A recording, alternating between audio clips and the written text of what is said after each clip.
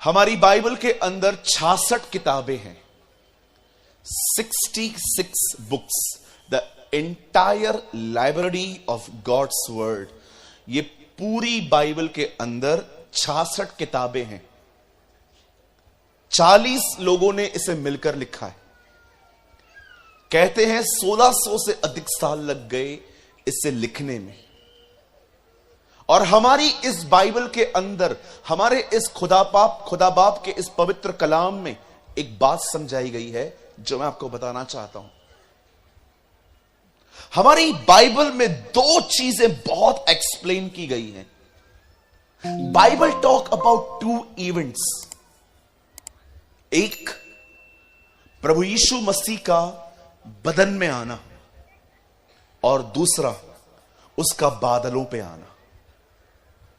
आप पूरी बाइबल पढ़ लीजिए, आपको पता चलेगा कि बाइबल इन दो चीजों पे बहुत जोर देती है।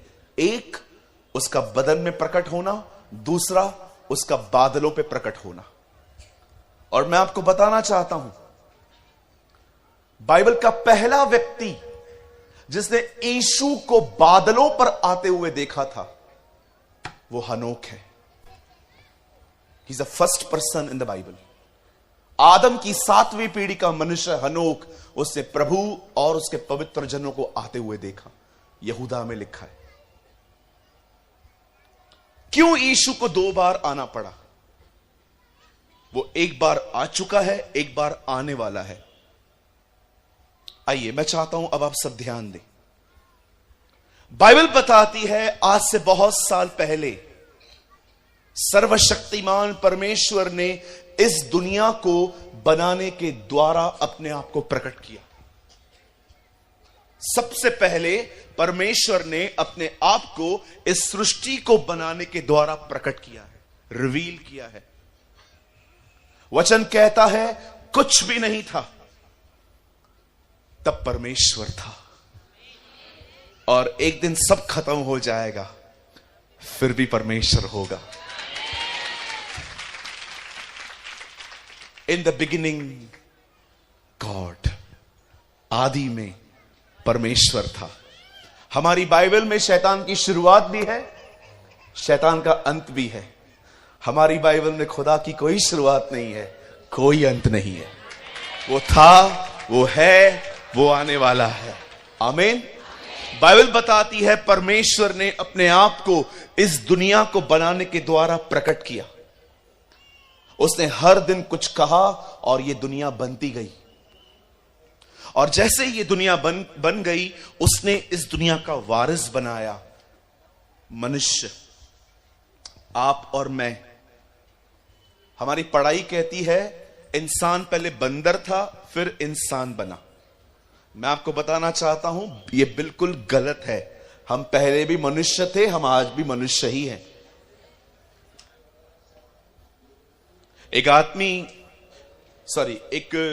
एक बच्चा पढ़ने के बाद अपने घर आया,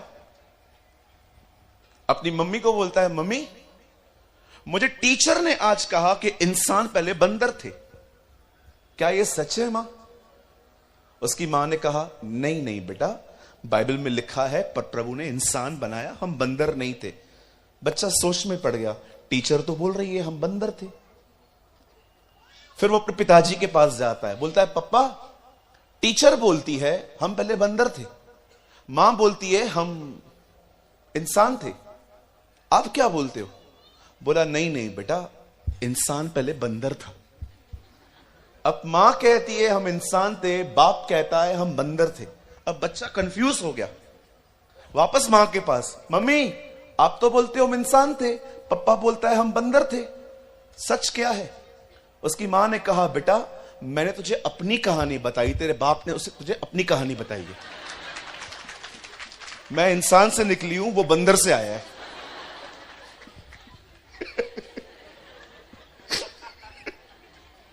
ओके, कहिए हम प्रभु की समानता और प्रभु के स्वरूप में रचे गए हैं। यस, मेरी उर्दू बाइबल बताती है खुदा ने इंसान को अपनी ही सूरत और अपनी ही सीरत में बनाया। God create man in his image and in his likeness. और जैसे ही परमेश्वर ने मनुष्य को बनाया, बहुत साल तक मैं यही बोलता आ रहा हूं, प्रभु ने मनुष्य बनाया, मनुष्य बनाया। 2.5-3 साल पहले मुझे प्रभु ने एक वाक्य दिया और कहा अब तू अपने आप को करेक्ट कर। मैंने कहा क्या करेक्ट करूं प्रभु? प्रभु ने मुझे कहा तू हमेशा कहता आया है कि मैंने 6 दिन में दुनिया बनाई, उसके बाद मैंने मनुष्य बनाया। अब तू ये कहा कर 6 दिन में मैंने सृष्टि बनाई, उसके बाद मैंने अपना घर बनाया। Oh thank you Jesus. अपने हाथ को उठाइए, कहिए मैं प्रभु का घर हूं। कहिए परमेश्वर मुझ में रहता है। कहिए मसीह जो महिमा की आशा है वो मुझ में रहता है। आमीन आमीन। यस, परमेश्वर आपके अंदर रहता है। जब कभी कभी लोग मुझे कहते हैं ब्रदर आप किसी और को क्यों मानते हो, इतने सारे हैं आप उनको क्यों नहीं मानते, मैं उनको हमेशा कहता हूं तुम जिसे बाहर ढूंढ रहे हो वो मेरे अंदर रहता है। हमेशा याद रखिए जिसको दुनिया आज बाहर ढूंढ रही है वो आपके अंदर रहता है। God lives in you. क्या तुम नहीं जानते कि हम सब परमेश्वर का मंदिर हैं? परमेश्वर हाथ के बनाए हुए मंदिरों में नहीं रहता, परमेश्वर अपने हाथ के बनाए हुए मंदिर में रहता है और वो आप हैं। ओ गॉड लिव्स इन यू, वो आपके अंदर रहता है। प्लीज भाइयों ये बात समझ लो, आप उसे नहीं बना सकते, उसने आपको बनाया है। बाइबल बताती है उससे दुनिया बनाई, इंसान बनाया और उसके बाद उसने उसे एक बाग में रख दिया जिसे इंग्लिश में कहा जाता है ईडन गार्डन, हिंदी में कहा जाता है अदन की वाटिका, इन उर्दू वी कॉल भागे अदन। और जब परमेश्वर ने उस इंसान को वहां पर रख दिया और उसके बाद परमेश्वर ने कहा तू सब कुछ खा सकता है, कुछ भी मना नहीं है, लेकिन एक पेड़ ऐसा है जिसका नाम है भले और बुरे के ज्ञान का वृक्ष, तू उसे मत खाना। बाइबल बताती है ये बोलकर परमेश्वर स्वर्ग चला गया। आप जानते हो अदन की वाटिका कहां थी? जानना चाहते? मिडिल ईस्ट में एक देश है इराक, वहां पर थी, बिल्कुल इजराइल के थोड़ा सा दूर। इजराइल के बाद जो है वो यर्दन आता है, यर्दन के बाद सऊदी आता है, उसके कुछ समय के बाद बगदाद इराक आता है। वहां पर अदन की वाटिका थी और जब परमेश्वर ने अदन की वाटिका में उन्हें रख दिया, उन्हें आज्ञा दी, पर अब वहां पर क्या हुआ? वहां पर बाइबल बताती है वहां शैतान आया। कैसे आया? सांप के रूप में। बोलिए सांप। आप जानते हो उसने सांप को क्यों चुना? क्योंकि सांप चतुर था। बोलिए चतुर था। बोलिए चतुर। आपको एक बात समझाऊं, कहिए मुझे ज्यादा चतुर नहीं बनना है। ज्यादा चतुर बनोगे उसके हाथ में आ जाओगे। समझ रहे? बोलिए चतुर नहीं बनना है। हाँ, चतुर लोग देखे हैं आपने? कुछ लोग बहुत चतुर होते, दुनिया भर के कांड करके आएंगे, लेकिन जैसे चर्च में आएंगे, जय मसीह की, हालेलुया, प्रेज द लॉर्ड, कुछ काम है मेरे लिए, एक ही काम है, तू सुधर, और कोई काम नहीं है तेरे लिए। करते हैं ना कुछ लोग। मेरे चर्च के अंदर मैं जैसे आता था तो एक भाई ऐसे करता था, कुर्सियां उठा के,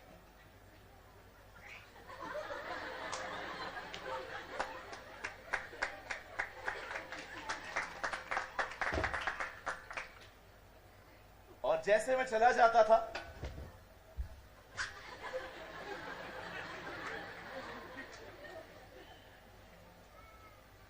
लेकिन मैं जैसे भी आता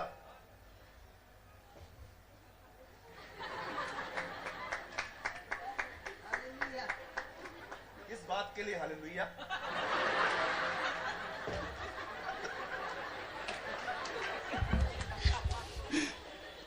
मुझे एक भाई ने कहा, ब्रदर ये कितना नम्र है, कुर्सी उठाता है।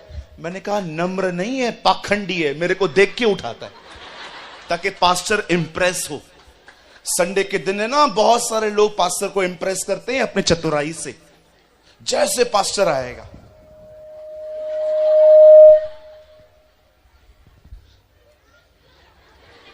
खड़े होंगे,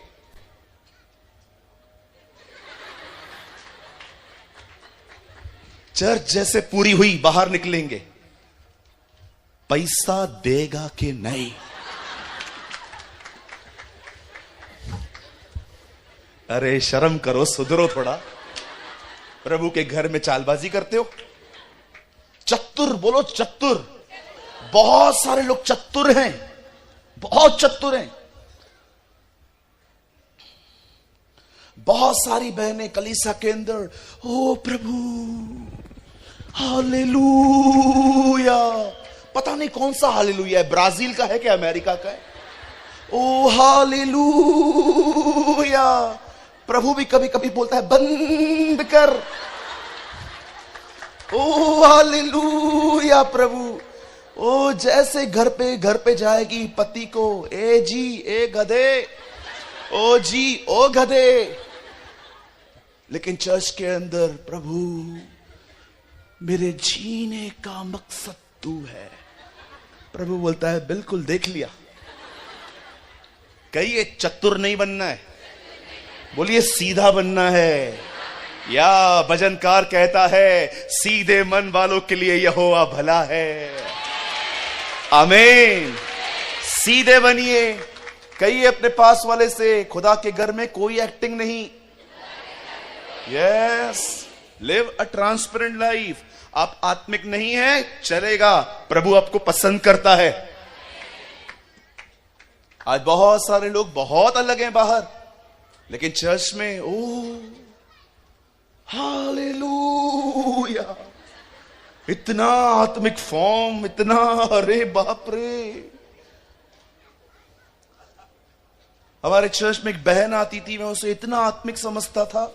एक दिन उन्होंने कहा, भैया हमने आपका खाना रखा है। मैंने कहा हमारा क्या है, हम तो आएंगे। मैं चला गया खाना खाने के लिए।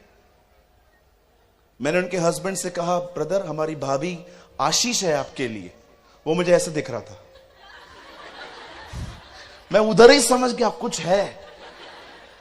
मैं निकल रहा था, मैंने उनको कहा, अंकल आप आइए चर्च में। उनकी बीवी आती है, वो नहीं आते। मुझे बोलते हैं इधर आओ। मैं वहां पर गया, मुझे बोलते हैं आपको पता है मैं आपके चर्च में क्यों नहीं आता? क्यों? इस औरत की वजह से। जिस दिन ये सुधर गई ना, मैं चर्च में आऊंगा। मैंने कहा ये तो सुधरी हुई है, तेरे सामने सुधरी हुई है खाली। और मुझे आंटी खड़े खड़े बोलती है, नहीं ब्रदर मैं कुछ नहीं करती हूं, मैं नॉनवेज भी नहीं खाती हूं। उसके पति ने मेरे सामने कहा, हमें कच्चा खा गई है, हमें कच्चा खा गई है। हाँ, मैं प्रभु का बहुत भय मानती हूं भैया, चींटी को भी नहीं मारती। और जो पति को कच्चा खा गई है, उसका क्या मेरी बहन।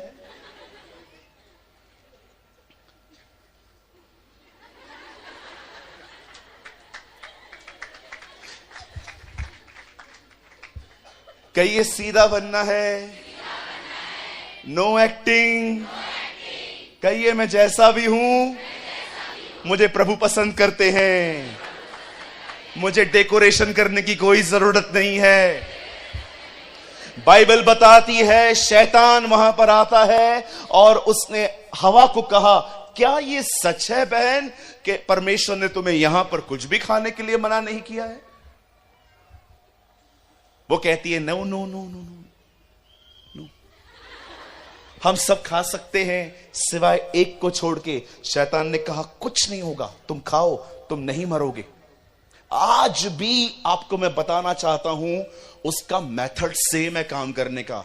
आपको कहेगा कर पाप, प्रभु दयालु है, गॉड इज मर्सीफुल। अरे नहीं, कुछ नहीं होगा। किसी को नरक में डालता है क्या प्रभु कभी? कर कर देख, अश्लील वीडियो चलता है थोड़ा बहुत, एक हाथ में फोन दूसरे हाथ से पाप कर, चलता है। अरे चलता है यार। इसीलिए कलाम कहता है अंत के दिनों में बहुत लोग दुष्ट आत्माओं की शिक्षाओं पे मन लगाएंगे और विश्वास से भटकेंगे। आज कितने सारे यंग लोग हैं, आपको मैं बताना चाहता हूं, oh they are doing dirty things. हमें आज भी वो यही कहता है, अरे कर, कुछ नहीं होगा। जैसे उसे हवा से कहा खाओ तुम नहीं मरोगे, चलता है। अरे बहन चलता है थोड़ी बहुत बुराई, इतने बड़े बड़े पाप तो तुम छोड़ गए हो, छोटे छोटे चलते हैं।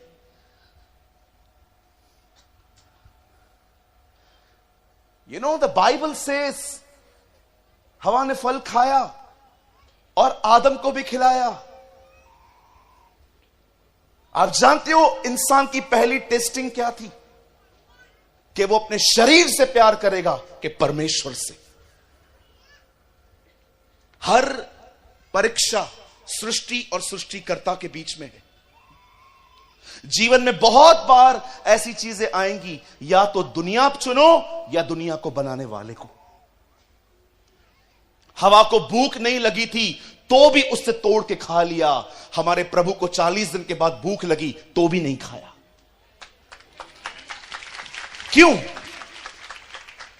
क्या यीशु नहीं बना सकता था? अरे यीशु चाहता तो शैतान को पत्थर सारी दुनिया को रोटी बना देता,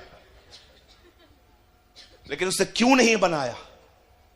क्योंकि जो आज्ञा वहां से आई थी कि तू पत्थर को रोटी बना, तू खा सकता है, यीशु जानता था यह बात परमेश्वर की तरफ से नहीं आई है अब तक। मैसेज ट्रांसलेशन में लिखा गया है, शैतान मैं नहीं बनाऊंगा पत्थर को रोटी। क्यों? क्योंकि मैंने अब तक बाप से नहीं सुना है। I never hear from my father. जब हवा ने फल खाया और आदम ने भी फल खाया, वहां से पाप का जन्म हुआ। इससे पहले भी पाप हुआ था, लेकिन मनुष्यों में यहां से पाप आया। उसके बाद देखिए जब परमेश्वर वहां पर आता है, आके कहता है आदम तू कहां है? आदम छुपा हुआ था। और जब आदम सामने आता है, प्रभु से कहता है जिस फल को मैंने खाने के लिए तुम्हें मना किया था, क्या वो तुमने खाया? कभी कभी आपको बाइबल पढ़ते समय यह सवाल नहीं आता कि प्रभु तू क्या बात कर रहा है? तू वही परमेश्वर है जिसे दुनिया को बनाने से पहले उसका अंत देख लिया। तू उत्पत्ति में खड़े होकर प्रकाशित वाक्य देख लेता है। तू सर्वशक्तिमान, सर्वज्ञानी, सर्वव्यापी परमेश्वर है। और तुझे इतना नहीं पता कि उन्होंने फल खाया कि नहीं? मैं आपको बताना चाहता हूं, परमेश्वर जानता था, लेकिन परमेश्वर उम्मीद कर रहा था कि वो मान ले, वो मान ले। आप जानते हो नए नियम के अंदर यीशु फरीसियों को क्या कहता है? तुमसे पहले चोर और वैश्याएं परमेश्वर के राज्य में आएंगे। मैं आपसे पूछना चाहता हूं भाइयों बहनों, मुझे बताइए उन फरीसियों में ऐसा क्या नहीं था जो चोर और लुटेरों में था? वे ईमानदार थे। They were honest. God never demand holiness. परमेश्वर कभी किसी से पवित्रता की मांग नहीं करता। वो हमेशा मांग करता है कि हम ईमानदार बने, हम माने कि हम गलत हैं। आज बहुत सारे जो लोग हैं ना, उन्हें गुस्सा आता है ना, आप उन्हें बोलोगे ना आप गुस्सा क्यों करते हो, जानते हो क्या बोलेंगे? मैं नहीं करता, ये दिलाता है। यही कारण है कि आज भी बहुत सारे लोग खुदा से मसीह में रह के भी दूर हैं, क्योंकि वो ईमानदार नहीं है। They are not honest. जब परमेश्वर ने देखा कि मनुष्य ने पाप किया, वो आया, उसने मौका दिया। उसके बाद भी जब परमेश्वर ने देखा कि वो नहीं मान रहे हैं, तब परमेश्वर ने कहा अब निकलो तुम यहां से, अब मुझे तुम्हारी जरूरत नहीं है, जाओ यहां से। और जिस समय आदम अपने नंगेपन को ढांपकर पत्तों से जब बाहर जा ही रहा था, तब परमेश्वर ने उसे रोका, वेट। और परमेश्वर ने वहां पर एक जानवर बलिदान किया। और उसकी चमड़ी निकाली जिसके पीछे के साइड में खून लगा हुआ था, और परमेश्वर ने उसे बुलाकर उस चमड़ी से उसे ढांका। यह भविष्यवाणी थी कि एक दिन एक व्यक्ति आएगा, मारा जाएगा, खून बहाएगा और तुम माफ किए जाओगे।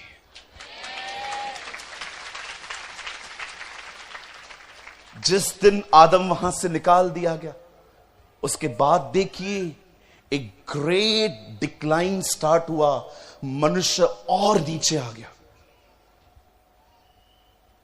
आदम के बच्चों ने उसके बेटे ने उसके बेटे की हत्या कर दी, केन ने हाबिल को मार दिया। उसके बाद आप आगे पढ़िए, पुरुषों के साथ विवाह करने लग गए, स्त्रियां स्त्रियों के साथ विवाह करने लग गई।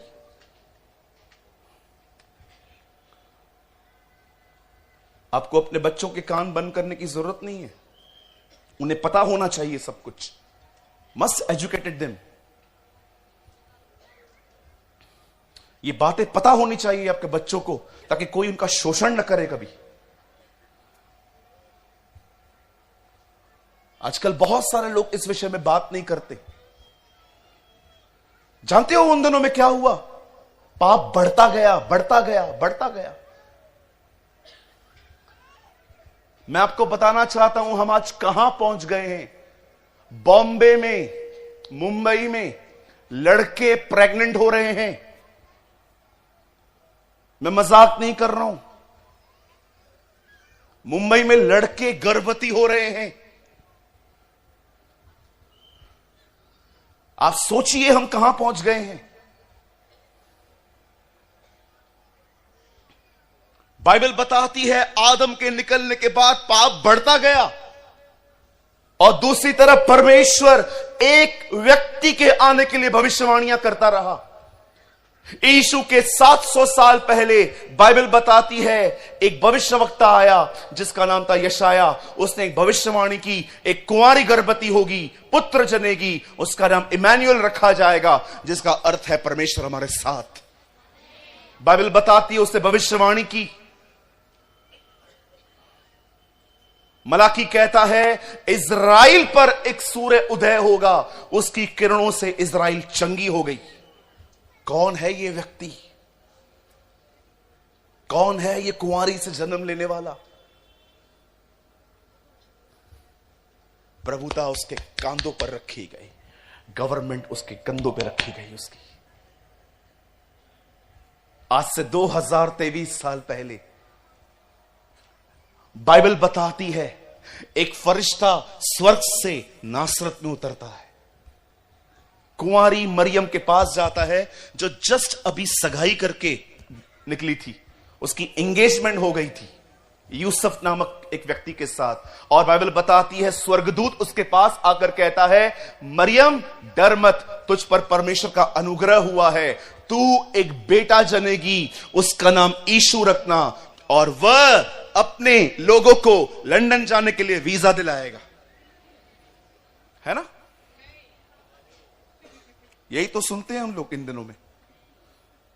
हे मरियम तू बेटा जनेगी, उसका नाम यीशु रखना, वो तुम्हें एक घर के ऊपर दूसरा माला बना के दे देगा।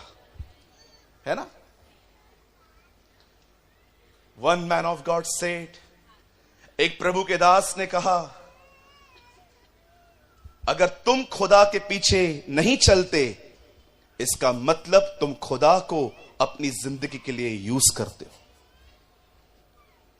आज बहुत सारे लोग प्रभु के पीछे नहीं चलते हैं, वो अपने मकसद तक पहुंचने के लिए यीशु का उपयोग करते हैं। जब तकलीफ आएगी तो खुदा को पुकारेंगे, अदरवाइज वो परमेश्वर की तरफ देखते भी नहीं है। बहुतों की जिंदगी में परमेश्वर जानते कैसा है? कहिए अम्ब्रेला की तरह।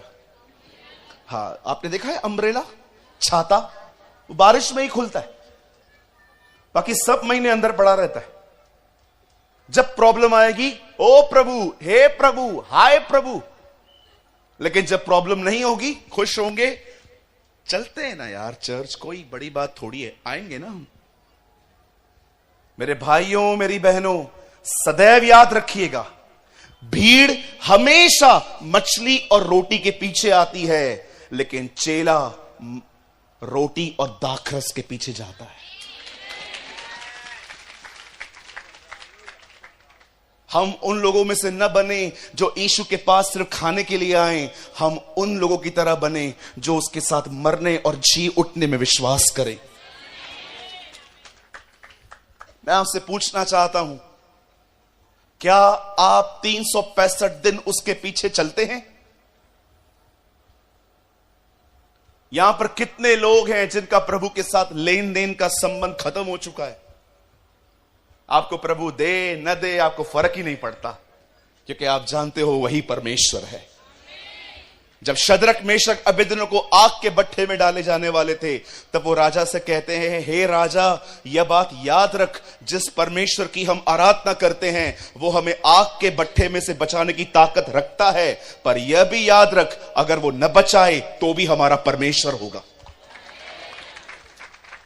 मेरे भाइयों, मेरी बहनों, खुदा का पीछा इसीलिए नहीं करना चाहिए क्योंकि वो आपके सारे कामों को करता है।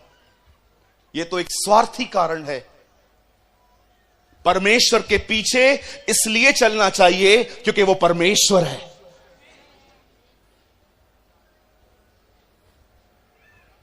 मेरा लेन देन का संबंध खुदा से सालों पहले खत्म हो गया, सालों पहले खत्म हो गया। आपका भी खत्म होना चाहिए। आप एक ऐसे व्यक्ति बनिए जो हर समय उसका पीछा करे। 75 साल की उम्र में परमेश्वर इब्राहिम के पास आके कहता है, हे इब्राहिम, तुझे बेटा दूंगा, तुझे ये दूंगा, वो दूंगा। 99 साल हो गए, 24 साल हो गए, बच्चा नहीं मिला। और जब वो 99 वर्ष का हो गया, बाइबल बताती है इब्राहिम के सामने परमेश्वर आया और इब्राहिम उसे देख के दौड़ने लग गया, उसके पैरों पे गिरा। एक व्यक्ति की प्रार्थना का उत्तर 24 साल से नहीं आया है, लेकिन आज भी प्रभु को देखकर वो दौड़ रहा था। वो आज भी उसके पीछे दौड़ रहा था। कहां हैं ऐसे लोग जिनका परमेश्वर कोई काम न करे पर आज भी वो उसके पीछे दौड़ते हैं? 24 साल हो गए, उसकी दुआओं का उत्तर नहीं आया, लेकिन आज भी प्रभु को सामने देखकर वो दौड़ रहा था। ओ प्रभु, हमारे भारत में ऐसे लोग तैयार कर, हमारे इंडिया में ऐसे लोग तैयार कर जो अपने स्वार्थी पूर्ण अभिलाषाओं को साइड में रखकर तेरा पीछा करें। उन्हें कोई वास्ता नहीं है तू उनके लिए क्या कर सकता है, उन्हें कोई वास्ता नहीं है कि तू उन्हें अपनी मंजिल तक पहुंचाएगा कि नहीं। वो मात्र तेरी तरह बनना चाहते।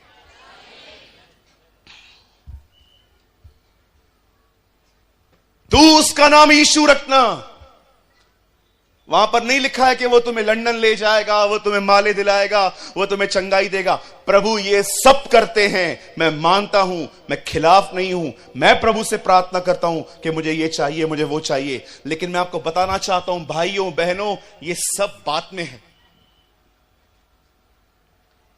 वचन कहता है, स्वर्गदूत ने मरियम से कहा, मरियम डर मत, तुझे एक बेटा पैदा होगा, उसका नाम यीशु रखना, क्योंकि वह अपने लोगों का उनके पापों से उद्धार करेगा। मेरे भाइयों, मेरी बहनों, छत्तीसगढ़ ये बात जान लीजिए, हमारे पापों ने हमें परमेश्वर से दूर किया है। यीशु मसीह हमारा कफारा है, यीशु हमारे लिए बलिदान हुआ है ताकि हम वापस उस पिता से मिल पाएं। ये उसके आने का कारण है। इसीलिए बाइबल बताती है वो मेल का सुसमाचार लेकर आया, मेल मिलाप का, अमीर बनने का नहीं। ये वो लोग कहते हैं जिनको सिर्फ भीड़ इकट्ठी करनी है, लेकिन एक सच्चा व्यक्ति आपको बताएगा कि यीशु मसीह आपके गुनाहों के लिए मरा ताकि आपको खुदा से मिला सके। और जैसे यीशु मसीह पैदा होता है, बाइबल बताती है 8वें दिन उसका खतना किया गया, उसका नाम यीशु रखा गया। 12 साल की उम्र में एक बार वो मंदिर में दिखाई दिया, उसके बाद वो 18 साल शांत रहा। वचन कहता है जब वो 30 साल का हुआ, ही वाइंड अप एवरीथिंग, उसने सब कुछ बंद किया और दरियाए यरदन पे गया। वहां पर उसका चचेरा भाई यूहन्ना बपतिस्मा दाता प्रचार कर रहा था, पापों से मन फिराओ। कोई पाप न करने के बाद भी बाइबल बताती है वो वहां पर गया, उससे बपतिस्मा लिया, और बपतिस्मा लेने के बाद बाइबल बताती है रूहे कुदूस, पवित्र आत्मा उसके ऊपर उतरा और उसने अपनी सेवा शुरू की। और जब उसने अपनी सेवा शुरू की, अब मैं आपको उस सेवकाई के बारे में एक छोटा इंसिडेंट बताना चाहता हूं, वेरी शॉर्ट इंसिडेंट। आप जानते हैं एक दिन क्या हुआ? वचन कहता है यीशु मसीह कुछ लोगों के साथ बैठे थे। इस ग्रुप में थे चुंगी लेने वाले। बोलिए चुंगी लेने वाले। इनका नाम बहुत खराब होता था उन दिनों में। अगर कोई चुंगी लेने वाला किसके सामने गुजरता था ना, उसको देखकर लोग थूकते थे। ऐसे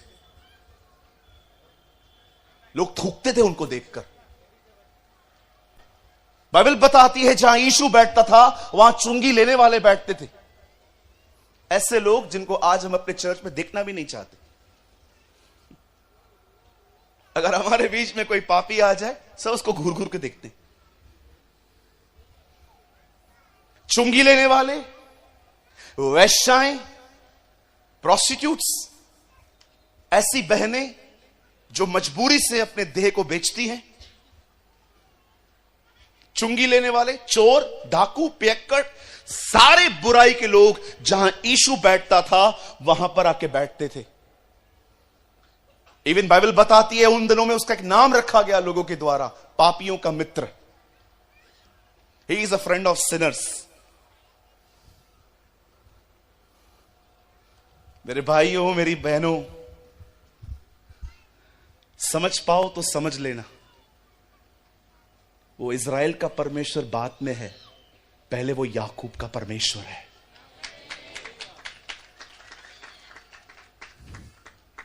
कुछ ही लोग समझे होंगे।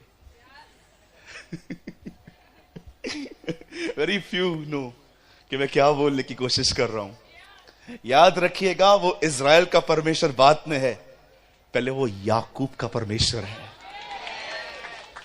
सूरज भाई क्या बोल रहे हो, समझ में नहीं आ रहा। याकूब का मतलब होता है चीटर। इज़राइल का मतलब होता है वो व्यक्ति जो निष्कपट है, पाखंडी नहीं है। आप में से कितने लोग ये बिलीव करते हैं प्रभु ने हमें इज़राइल अभी बनाया है, पहले हम भी याकूब की तरह ही थे? कोई है यहां पर जो मानता है इस बात को? यस ब्रदर, याकूब बहुत अच्छा था मुझसे, मैं याकूब से बुरा था। कितनी बहनें मानती हैं? कितने लोग मानते हैं कि हम याकूब की तरह थे? चीटर, एक नंबर के चीटर, पैसे लेके गली गली बदलने वाले लोग। लोगों से पैसे ले लेते थे और जब देने की बारी आती थी तो गलियों से घूमने जाते थे कि पकड़ने ले। वो इज़राइल का खुदा बाद में है, पहले वो याकूब का परमेश्वर है। आप जानते हैं ऐसे लोग यीशु के इर्द गिर्द बैठते थे। और उन दिनों में कुछ लोग थे जिनका नाम था फरीसी। बोलिए फरीसी। हां, आप जानते हो फरीसी कौन है? यहां देखिए,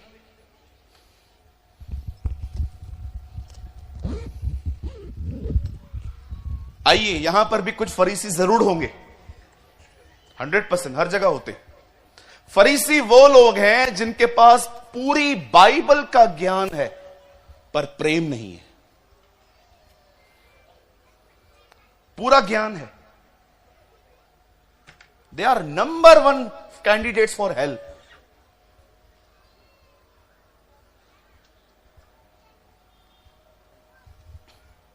एक व्यक्ति एक सीनियर मैन ऑफ गॉड से मिलता है, बोलता है अंकल फरीसी कौन है? बोलता है बेटा फरीसी वो लोग हैं जिनके पास पूरा ज्ञान है पर प्रेम नहीं है। अच्छा अंकल, ये 2000 साल पहले किधर रहते थे? बेटा ये इज़राइल में रहते थे। अंकल अभी भी जिंदा है? हाँ हैं। कहां रहते हैं? हमारे अंदर। आजकल लोगों को बहुत अच्छा ज्ञान है। मैं आपसे पूछना चाहता हूं, प्रेम है? आप क्षमा करते हो सबको? हेलो, कितने लोग हैं यहां पर, मुझे बताइए।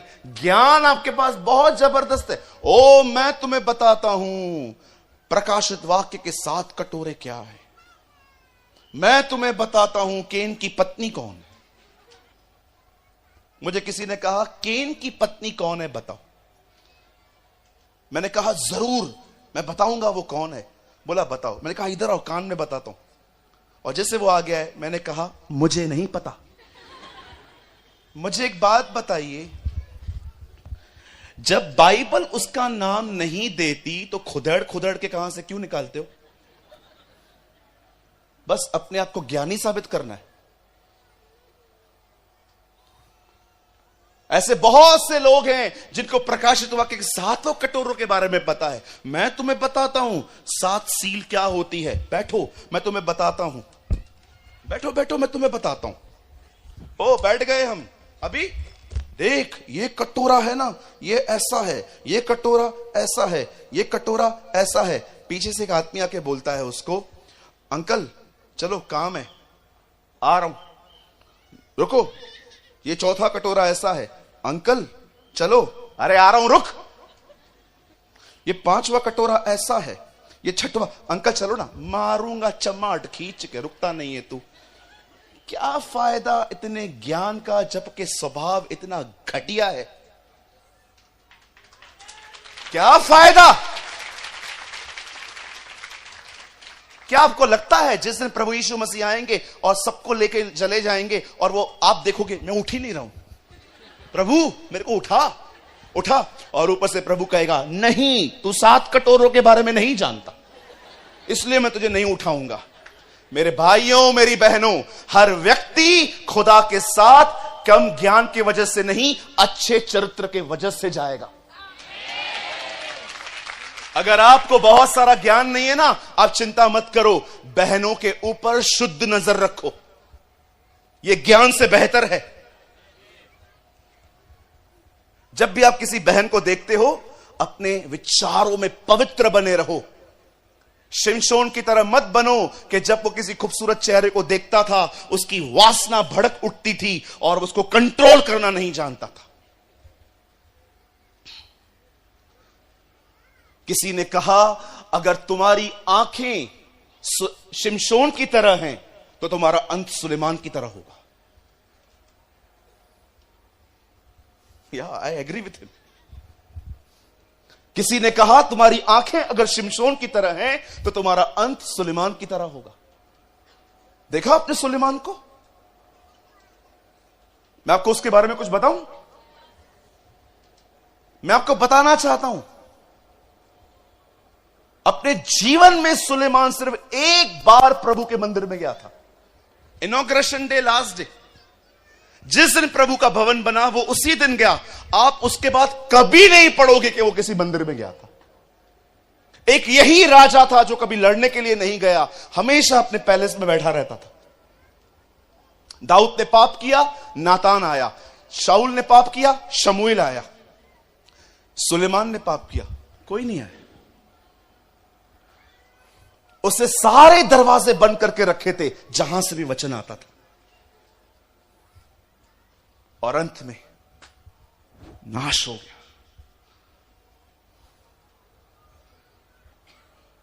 अब पढ़ के देखिए, इनॉग्रेशन डे, लास्ट, कभी मंदिर में ही नहीं गया।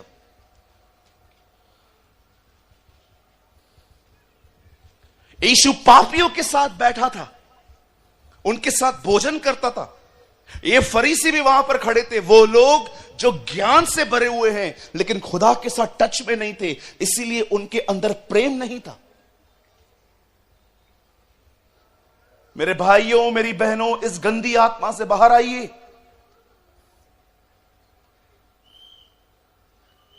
कुछ लोगों की ज्ञान की टांग बहुत बड़ी है, प्रेम की टांग बहुत छोटी है, इसलिए लंगड़ा के चलते रहते। इसीलिए इब्रानियों में लिखा है, ध्यान दो कहीं लंगड़ा भटक न जाए। This is written. आपने कभी किसी लंगड़े व्यक्ति को देखा है? वो लंगड़ा क्यों है बेचारा? वो क्यों ऐसे से चलता रहता है? क्योंकि उसकी टांगे इम्बैलेंस है। उसकी एक टांग छोटी है, एक टांग बड़ी है। मैं प्रभु को कह रहा था, प्रभु आपने यहां पर क्यों लिखा है कि लंगड़ा भटक न जाए? हां सूरज, कुछ लोग की ज्ञान की टांग इतनी बड़ी है और प्रेम की टांग इतनी छोटी है, इसलिए सारा दिन ऐसे ही चलते रहते हैं। आप जानते हो बाइबल की पहली आज्ञा क्या है? तू ज्ञान के वृक्ष में से मत खाना।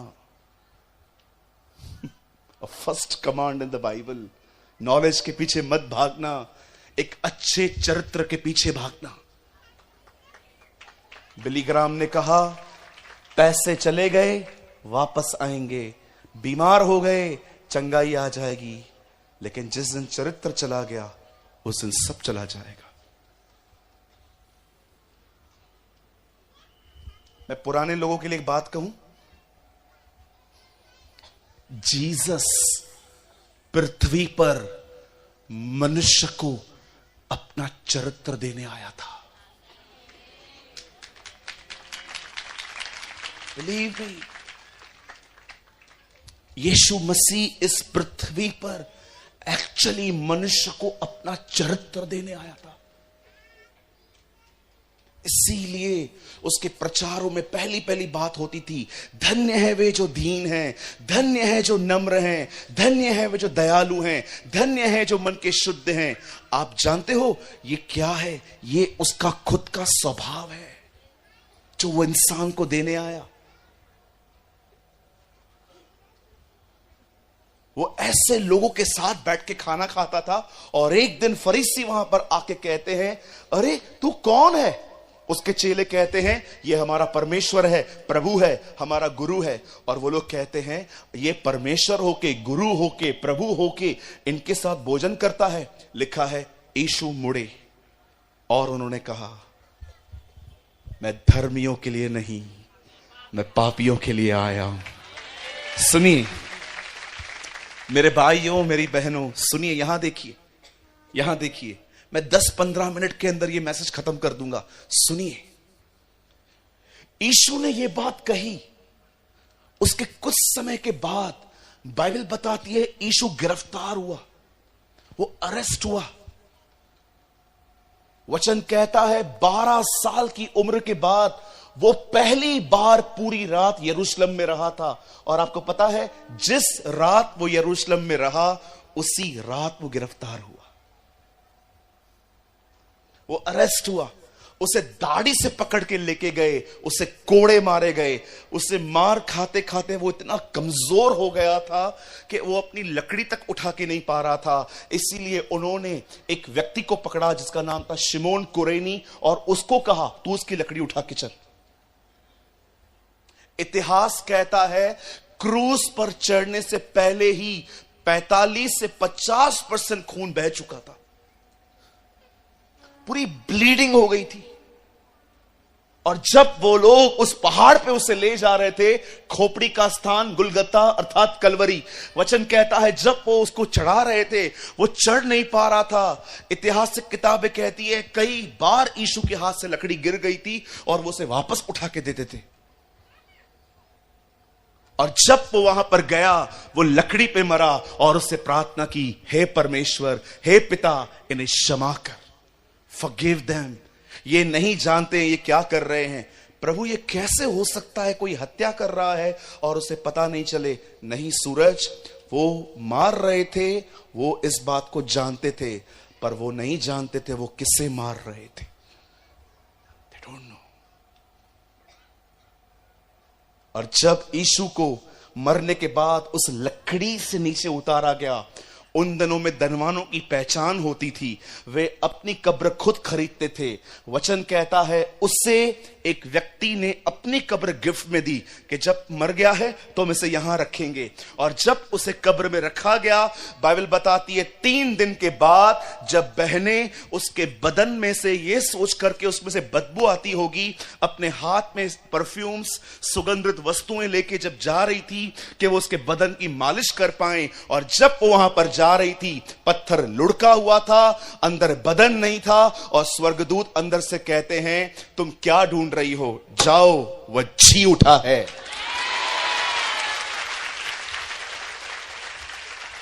मेरे भाइयों, मेरी बहनों, मैं आप में से हर एक को बताना चाहता हूं, जिस परमेश्वर की हम महिमा और आराधना करते हैं वो जिंदा है। He is God alive and well. वो एक जीवित परमेश्वर है। I don't know आप लोग क्यों परेशान रहते हैं। मुझे समझ में नहीं आता आप में से कुछ लोग होप कैसे छोड़ सकते हैं, आप उम्मीद कैसे छोड़ सकते हैं। हमारा खुदा मरा हुआ नहीं है, वो क्रूज पे नहीं है कि हम सारा दिन ये करते रहें। वो वहां से उतरा है, वो जी उठा है। आपका खुदा क्रूज पे चढ़ा हुआ नहीं है कि उसको देख के ऐसे ऐसे करने की जरूरत है। कब्र खाली है, वो मुर्दों में से जिंदा हुआ है। He arose from the death. पतरस कहता है यह नामुमकिन था कि मौत उसे बांध के रख सके। वचन कहता है वो मृत्यु के बंधनों को तोड़ के वहां से निकला। और आप जानते हैं, सुनिए, अब जिंदा होने के बाद भी वो हमारे बीच में 40 दिन, सवा महीना वो हमारे बीच में रहा। मछली खा के दिखाई। प्रेरितों के काम में लिखा गया है, उसने पक्के प्रमाणों से दिखाया कि वो जिंदा है। और 40वें दिन वो जिंदा उठा लिया गया। सुनिए, यहां देखिए, जब वो जिंदा उठाया गया और लोग ऊपर की तरफ देख रहे थे, तब वहां पर स्वर्गदूत आते हैं और चेलों को कहते हैं, ऊपर क्या देख रहे हो? यही यीशु जो उठा लिया गया है दोबारा लौटेगा। सुनिए, अब सुनिए, आप में से यहां पर जितने भी लोग बैठे हैं, चाहे बुजुर्ग हैं, चाहे आप जवान हैं, चाहे आप टीन हैं, सुनिए, याद रखिएगा, यीशु पहली बार जब आया तो उसने कहा, मैं धर्मियों के लिए नहीं, मैं पापियों के लिए आया हूं।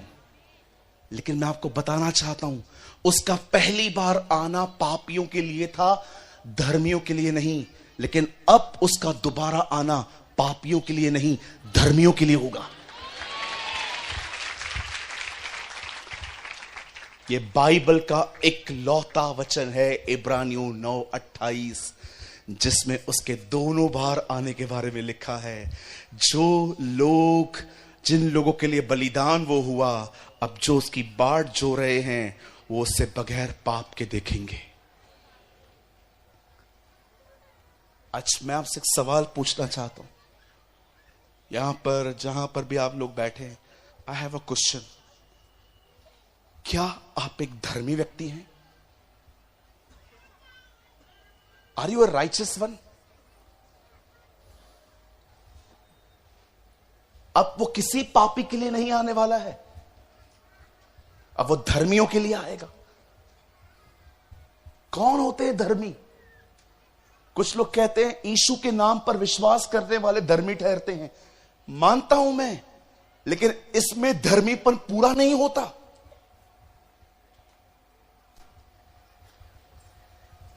बाइबल में पहला व्यक्ति जो धर्मी बताया गया है वो नूह है। और जानते हो वहां पर क्या लिखा है? नूह धर्मी था क्योंकि वो परमेश्वर के साथ चलता था। कोई भी व्यक्ति सिर्फ यीशु पर विश्वास करने से धर्मी नहीं ठहरता। धर्मी वो है जो उस पर विश्वास करके उसके साथ चलता है। They are the righteous people. आज मैं आपसे पूछना चाहता हूं, क्या आप अपने परमेश्वर के साथ चल रहे हैं?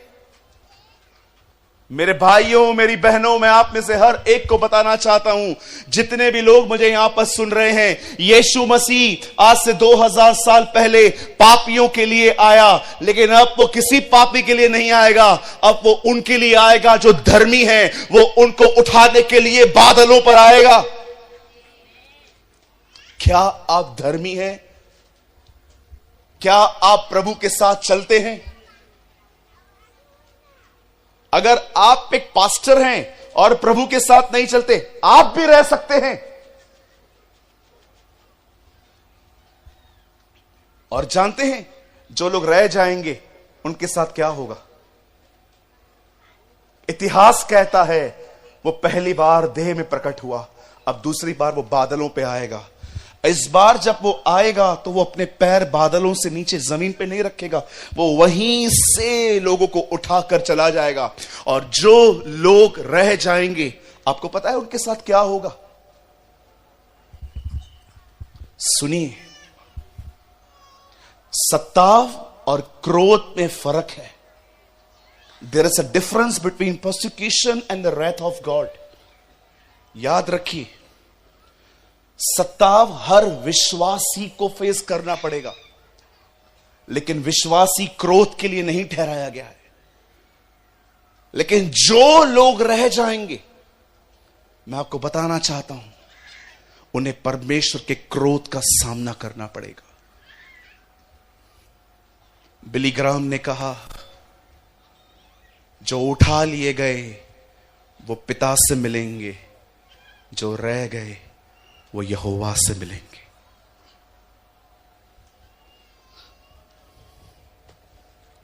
Shall I repeat again? फिर से कहूं, जो उठा लिए गए वो एक प्यारे परमेश्वर से मिलेंगे, जो रह गए वो उसी परमेश्वर यहोवा से मिलेंगे। वो उसके क्रोध को फेस करेंगे। और जानते हो क्रोध क्या होता है? जब कोविड-19 आई, मैं उस शहर से हूं जो सबसे ज्यादा डैमेज हुआ था। मेरे घर पे जवान जनाजा उठा। मेरे घर पे एक जवान की मौत हुई। ओह, परमेश्वर जानता है हम आज भी उभर नहीं पाए हैं। हमारे घर पे आज भी कई बार वो यादें हमें परेशान करती। आप जानते हो, जब कोविड आई, लोग सिलेंडर पाने के लिए लाखों रुपए खर्च कर रहे थे। ले लो, सब ले लो, सब ले लो। एक मुंबई में एक आदमी है, उसे कोविड के डर से एक अस्पताल में कुछ हुआ भी नहीं था, उससे 10 लाख रुपए जमा कर दिए कि अगर मुझे कोविड हुई, मुझे जगह देना। यू बिलीव मी, मैं मजाक नहीं कर रहा हूं। मुंबई में एक व्यक्ति ने एक अस्पताल में 10 लाख रुपए जमा करवा दिए कि अगर मुझे कोविड हुआ तो मेरे लिए बेड रखना। हर कोई जीना चाहता था। लोग, जब कोविड-19 आया, जब लोगों को लंग्स डैमेज हो रहे थे, फेफड़े खराब हो रहे थे, पता नहीं क्या क्या हो रहा था। हमारे बॉम्बे में अफरा तफरी मच गई थी। इंजेक्शन नहीं मिल रहा है, ये नहीं मिल रहा है, वो नहीं मिल रहा है। मैं अपनी आंखों से देख रहा था, 15-15 एम्बुलेंस एक साथ जा रही थी। ओह, कैसे लाशें मेरे सामने से गुजर रही थी। मुंबई में ऐसे लाइन लगी पड़ी हुई थी, जलाने के लिए जगह नहीं थी। घर घर में मौतें हुई, बच्चे मरे, जवान मरे, बूढ़े भी मरे। आपको पता है, हर व्यक्ति अंत तक लड़ रहा था कि नहीं, जिंदगी जीनी है। जानते हो क्यों? सब जीना चाहते थे, लेकिन आपको पता है, जब परमेश्वर का क्रोध आएगा इस पृथ्वी पर, कोई व्यक्ति जीना नहीं चाहेगा। लिखा है, वे पहाड़ों से कहेंगे हम पर गिर, लेकिन पहाड़ उन पे कहेंगे नहीं, तुम भुगतो। क्यों? क्योंकि तुमने उसके पुत्र पर विश्वास नहीं किया था। ये वो दिन होंगे, ये वही दिन होंगे जब परमेश्वर अपना क्रोध उन लोगों पर उंडेलेगा जिनके वास्ते वो मरा, लेकिन आज भी वो विश्वास नहीं करते उस पर। मेरे भाइयों, मेरी बहनों, मैं आपको डर से तैयार नहीं करना चाहता। मैं आप में से हर एक को कहना चाहता हूं, इस हॉल में उस भाई से लेकर लास्ट तक जितने लोग खड़े हैं ना, मैं आप में से हर एक को कहना चाहता हूं, वो आपसे प्रेम करता है। He loves you, और वो आप में से एक को नहीं खोना चाहता। वो चाहता है कि जब वो आए, आप तैयार रहें और आप उठा लिए जाएं। मैं आप में से हर एक को कहना चाहता हूं, बहुत जल्द वो आने वाला है, बहुत जल्द हम अपने घर जाएंगे। लेकिन मैं फिर से कहता हूं, उसका पहली बार आना पापियों के लिए था, उसका दूसरी बार आना धर्मियों के लिए होगा। और धर्मी वो हैं जो परमेश्वर के साथ चलते हैं, उसकी आज्ञाओं को मानते हैं। आज से बहुत साल पहले एक व्यक्ति खुदा के साथ चलता था, उसका नाम हनोक था। वो जीवित उठा लिया गया, आज तक उसका पता नहीं है। इतिहास एक बार फिर से रचने वाला है, जहां पर हर वो व्यक्ति जो उसके साथ चलेगा वो उठा लिया जाएगा। ओ, उठा लिया जाएगा। यही तो हमारी धन्य आशा है। This is our blessed hope, Paul कहता है। आपको पता है, हम लोग जब लोगों को डिस्करेज देखते हैं, परेशान देखते हैं, तो हम क्या बोलते हैं? नहीं नहीं नहीं, काम हो जाएगा, चिंता मत कर, कंटिन्यू चर्च में आता रहे, सब ठीक हो जाएगा। आप जानते हो पौलुस क्या कहता है? प्रभु उतरेगा, हमें उठाकर ले जाएगा। और जानते हो अंत में वो क्या कहता है? यह बातें एक दूसरे को बता के शांति दिया करो। हम पास्टर्स लोग मरते समय कब्र के सामने ये वचन पढ़ते, ओ ये आदमी मर गया, ये हमें फिर से मिलेगा, आओ मैं तुम्हें शांति दूं। वहां पर मरे हुओं के लिए नहीं, जीवितों को शांति देनी है। मैं आप में से हर एक को कहना चाहता हूं, मेरे भाइयों मेरी बहनों, परेशान मत होइए, बहुत जल्द वो आ रहा है। ओ, हम घर जाएंगे, हम उठा लिए जाएंगे। वो जहां वो रहता है, हम भी वहां पर रहेंगे। और मैं आपको कहना चाहता हूं मेरे भाइयों मेरी बहनों, ये हो जाने के बाद जब हम उठा लिए जाएंगे, उसके 7 साल के बाद प्रभु इस पृथ्वी पे इस बार वो बादलों पे हमें साथ लेकर नीचे उतरेगा। 1000 साल की बादशाहत शुरू होगी और हम राज्य करेंगे उसके साथ। आमीन।